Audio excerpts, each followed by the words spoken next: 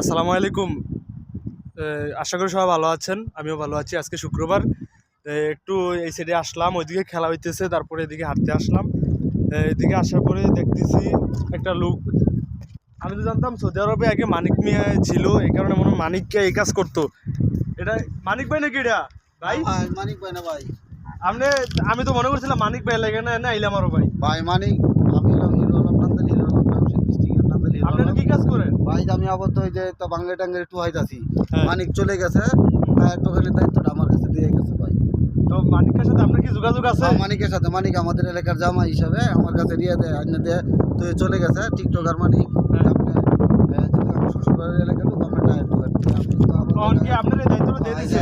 তো কি অবস্থা? মানিককে তো বহুত টিয়াটো বানাই গেল, ভাইরাল হয়ে গেল, এই হ্যাঁ। মনে করেন মরুভূমির কাজ কইরা কাজ বা কইরা। বিভিন্ন এগুলা ভাঙ্গা চুরা টোকাই। এমনকি আপনি ব্যবসা বাণিজ্য ভালোই চলে না এগুলা? ভালো চলতেছে।